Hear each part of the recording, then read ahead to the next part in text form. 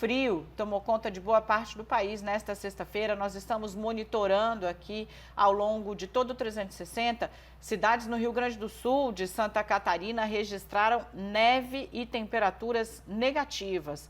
Diante dessa onda de frio, os estados da região sul e do sudeste, fizeram uma força-tarefa para proteger as pessoas que vivem nas ruas. Para falar sobre essas ações, nós conversamos agora com o governador do Rio Grande do Sul, Eduardo Leite. Governador, nós vamos partir daí e vou pedir a sua ajuda para que a gente possa também zerar todos os assuntos, porque, claro, queremos falar com o senhor de Covid, queremos falar com o senhor de política. Aqui em São Paulo, sempre que as temperaturas desabam, não na proporção que a gente vai experimentar aí ao longo desta semana até domingo, há uma preocupação muito forte com os moradores de rua, porque aqui as pessoas morrem de frio mesmo, se ficam fora dos abrigos. Há uma preocupação adicional esse ano, que é a Covid-19. Então, os abrigos também têm ali a questão da aglomeração. Como é que o senhor está manejando tudo isso, essa equação muito difícil, a gente reconhece, de se conduzir no estado? Muito boa tarde, Daniela. Boa tarde também a Carol. Nós estamos aqui no Rio Grande do Sul até com um inverno com menos dias tão frios, né, em relação a outros invernos, mas de fato tivemos as temperaturas despencando nos últimos dias, o que sempre nos leva a esta preocupação em relação à população em situação de rua. As nossas secretarias, especialmente a Secretaria de Trabalho e Assistência Social, organiza junto aos municípios essa atenção aos moradores de rua, para que a gente possa fazer o devido acolhimento com todos os cuidados do ponto de vista sanitário, porque evidentemente há que se preocupar com se ter a preocupação com as condições sanitárias para evitar que haja, a partir deste acolhimento, uma situação de transmissão em grupos, surtos de coronavírus. Mas até aqui nós não temos observado, ao longo desse período de inverno, já de outras semanas que tivemos também com frio bastante intenso, problemas em relação a esta condição do frio, que preocupou e de fato a gente observou ao longo do mês de julho um aumento da transmissão do Covid aqui no estado, mas que já se encontra relativamente estabilizado. Governador, meu boa tarde ao senhor. Eu vou entrar exatamente nesse ponto. Eu lembro que nas entrevistas coletivas o senhor destacava bastante a preocupação com a chegada do inverno por conta da lotação dos hospitais. Qual que é a situação de momento dos hospitais no Rio Grande do Sul, no que se refere a leitos de UTI, já que também vivemos a pandemia da Covid-19 e essa lotação acaba ficando sobrecarregada devido aos pacientes também acometidos com o novo coronavírus? Olha, Carol, a gente tem aqui no Rio Grande do Sul, a gente entrou a pandemia lá em março com 933 leitos de UTI do SUS aqui no estado. Já são mais de 1.700 leitos de UTI do SUS. A gente vai chegar nas próximas semanas a dobrar o número de leitos de UTI do Sistema Único de Saúde aqui no estado, o que significa fazermos em pouco mais de 5 meses, mais do que ao longo da história do SUS se fez de abertura de novos leitos de terapia intensiva no estado. E com essa ampliação, conseguiu garantir que ninguém ficasse sem assistência, embora tenhamos observado, especialmente no final do mês de junho e nas primeiras semanas de julho, um crescimento bastante acelerado da demanda por internações em leitos de terapia intensiva aqui no Rio Grande do Sul. Hoje, nós temos ao redor de 76% dos nossos leitos de UTI ocupados. Nunca excedeu aqui no estado 80% de ocupação, né? Nós temos nesse momento 76% e observamos uma estabilização das últimas semanas de julho para cá em números absolutos, girando ao redor de 700 a 730 pacientes confirmados em números absolutos, confirmados para Covid nos nossos leitos de UTI. Também estamos observando uma redução da ocupação de leitos clínicos aqui no estado, então tudo indica, né, que o pior momento já tenha passado, mas é claro, precisamos continuar monitorando como eu sempre falo, com o dedo no pulso, acompanhando os dados, os indicadores, para garantir que a população esteja em condições de segurança do ponto de vista sanitário. Governador, eu estava resgatando aqui porque estava buscando um discurso, uma fala na qual o senhor pediu ajuda da população, inclusive uma fala bastante emocionada. Por quê? Rio Grande do Sul começa no controle de relativo sucesso da Covid-19, enquanto o estado de São Paulo, por exemplo, experimentava uma explosão de casos e corria muito para não deixar seu sistema colapsar. O Sul, como um todo, vivia essa situação de relativo conforto. Há, depois disso, uma explosão de casos, que é o momento no qual o senhor faz esse apelo, dizendo que não é possível controlar o governo, controlar a Covid-19 sozinho, sem a ajuda da população. Agora, o senhor diz que a situação aparentemente recuou, retrocedeu, o perigo já não é tão alarmante. O senhor teme uma terceira onda de Covid? Acha que errou lá atrás, quando talvez tenha flexibilizado cedo demais ou não passado para a população o tamanho do perigo que era a Covid-19?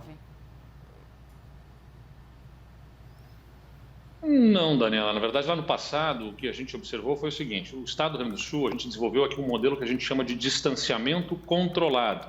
Nunca foi uma flexibilização irresponsável. O que nós fizemos foi monitorar 11 indicadores: óbitos, internações em leitos clínicos, internações por internações em leitos de UTI, nas diversas regiões do Estado, e desenvolvemos um modelo que identifica em cada uma das regiões o nível de risco pela velocidade do avanço, a partir desses indicadores, a velocidade do avanço do coronavírus e também a oferta de leitos hospitalares para garantir assistência a todos. Então, de acordo com o nível de risco, seja pela velocidade ou seja pela disponibilidade de leitos, é que a gente classifica cada uma das regiões nas bandeiras amarela, laranja, vermelha ou preta. E o que se observava ao longo do mês de maio e o início do mês de junho eram indicadores estáveis. E por isso nós tivemos maior flexibilidade no funcionamento das atividades econômicas. Ao final do mês de junho, quando se começa a observar a inflexão dessa curva de velocidade, de ocupação de leitos, bom, aí começamos a estabelecer medidas mais restritivas, que duraram ao longo do mês de julho, especialmente, e que desde o final do mês de julho, início do mês de agosto, a gente começa a ter menos restrições. Então, nós aplicamos as restrições nas atividades econômicas aqui sempre de acordo com a proporção, com o tempo certo, na região certa e na proporção certos. E assim conseguimos ter controle do coronavírus e também, ao mesmo tempo, não impor medidas mais gravosas do que o necessário em relação à nossa economia. Tanto é que a gente teve menos impacto econômico. Impacto econômico houve, evidentemente, no Estado, mas até menor do que em outras regiões. E tivemos, até aqui, substancialmente menos óbitos. Somos um dos estados que tem entre os menores números de óbitos proporcionalmente à população e também entre os menores números de casos de taxa de incidência do coronavírus, o que consideramos um sucesso no modo como estamos trabalhando e que vamos continuar, como eu sempre digo, com o dedo no pulso, monitorando. Se em algum momento se observar inflexão na ocupação de leitos ou inflexão no número de casos nas regiões, tomaremos as providências mais restritivas para evitar circulação do vírus. Perfeito. Bem, governador, aproveitando aí o limite da sua agenda, aproveitar também para falarmos um pouco de política. Daniela Lima aqui comigo também nessa pergunta, porque recebemos nessa semana o presidente nacional do PSDB e, na oportunidade, perguntamos para ele sobre a eleição de 2022 e nomes fortes dentro do partido para a candidatura à presidência. E o seu nome ali foi citado como um nome forte. Há um horizonte mirando uma presidência da República?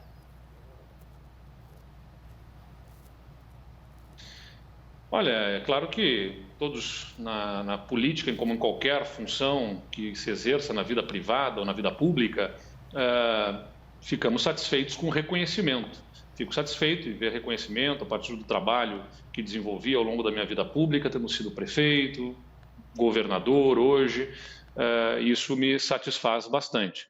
Mas, honestamente, me movo menos pela preocupação com a próxima eleição e mais com o que eu posso fazer agora, neste momento, no meu estado. Governo o estado que é a sexta população, a quarta economia do Brasil, mas que tem uma grave crise fiscal, um profundo desequilíbrio nas contas públicas, para o qual nós estamos buscando endereçar ações, desde reformas muito profundas na Previdência, nas carreiras do serviço público, reformas que não são nada simpáticas, muitas vezes, privatizações e mesmo uma reforma tributária que a gente está buscando fazer aqui. Então, se isso vai me conduzir a alguma visibilidade, talvez seja até pouco provável diante dos conflitos e confrontos que eu tenho que estabelecer dentro do meu próprio estado para entregar os resultados. É nisso que eu estou totalmente focado. É, evidentemente, uma satisfação poder ter o meu nome lembrado, mas esse apropriado logo mais no tempo adequado, depois das eleições municipais, talvez no ano que vem, quando se deva começar a discutir efetivamente o que virá em 2022. Governador, o que o senhor apresenta como lista de desafios, a depender do ponto de vista, eu acompanho política tem muitos anos, eu não vou falar quantos para não entregar a idade, pode ser visto ou como desafio ou como currículo, mas eu entendi que o senhor, como bom tucano, vai ficar aí onde está. Para falar sobre, a Carol também foi muito mais polida, porque na verdade ela perguntou para Bruno Araújo se Dória era o candidato natural. E ele disse que havia outros nomes, o senhor estava entre eles. Vamos seguir, vamos falar de eleição municipal, entendendo que há, claro, o drama da Covid. Eu queria um mapa do seu projeto aí no estado. Quantos prefeitos do PSDB tem hoje? Com quantos partidos o senhor está disposto a fazer aliança?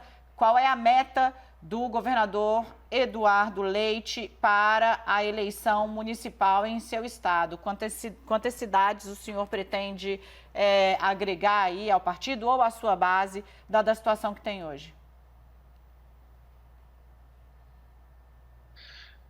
Olha, Daniela, o PSDB aqui no Rio Grande do Sul é um partido que, dentro do nosso campo político, vamos dizer assim, né, boas parcerias com outros partidos muito grandes aqui no estado, que são o PP, o PMDB, ou o MDB, que tem um grande número de prefeituras. O PSDB tem perto de 30 prefeituras hoje no estado, mas governa cidades muito importantes, entre 497 municípios, é importante ser dito, é um número que pode parecer menor em relação a outros municípios, mas governa cidades importantes aqui do estado, como a capital, a cidade de Pelotas, que é a terceira maior cidade do estado, onde eu fui prefeito, governa Novo Hamburgo, governa outros municípios como Santa Maria, que são municípios grandes, expressivos em população aqui no estado.